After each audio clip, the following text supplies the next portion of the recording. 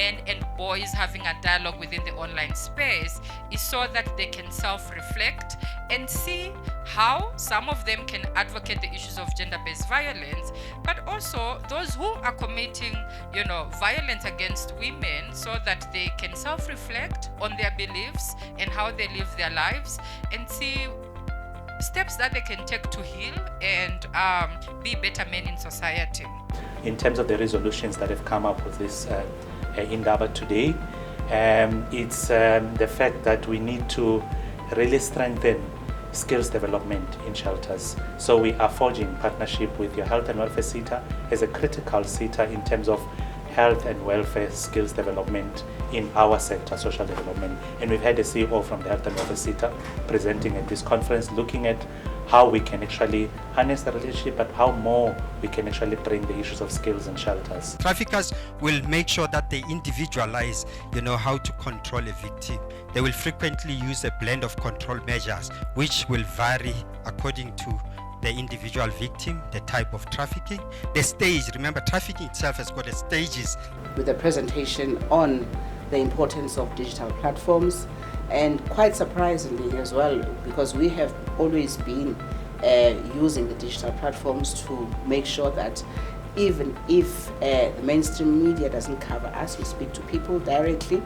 The department through its platforms and all the social media platforms. I was also very pleasantly surprised by how people actually joined the conference up until the end and listening to the deliberations and the presentation. We still have a long way to go when it comes to sheltering for survivors of gender-based violence, and part of that has to do with one, lack of funding. So we do need more funding, we do need more shelters, and we also need to engage more proactively with all the different sectors of government, because gender-based violence is not just a DSD thing. It's something that impacts all government departments, and we need a lot more collaboration. There is a lack of a multi-sectoral approach where all relevant departments can work together and have an integrated electronic data management system in relation to GBV. What stood out for me is that we do have resources out there. It's one of the things that people need to start exploring, especially those from the shelter or from the NGOs for their own sustainabilities. For example, we had a presentation on how people can access funds. Today, I think we are going out of this Indaba with the right direction. I think corporates also need to come to the party when it comes to funding.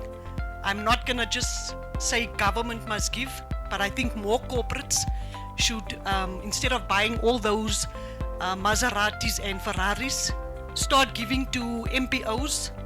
But the gap that we have identified, I think it was identified, it's the limited participation of men in the sector.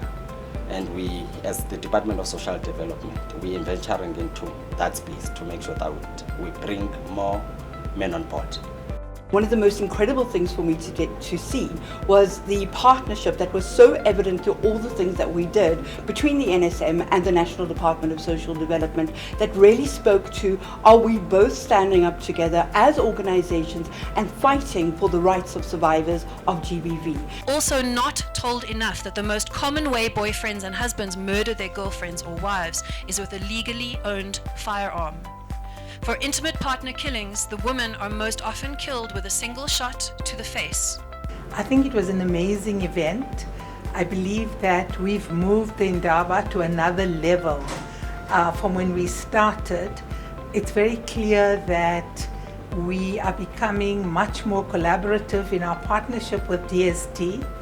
To upgrade their harness. Even the people now that are visiting with the passports and everything, asylum seekers, we will have their fingerprints, because one of the important things is that we should be able, if crime is committed, to know who has committed crime.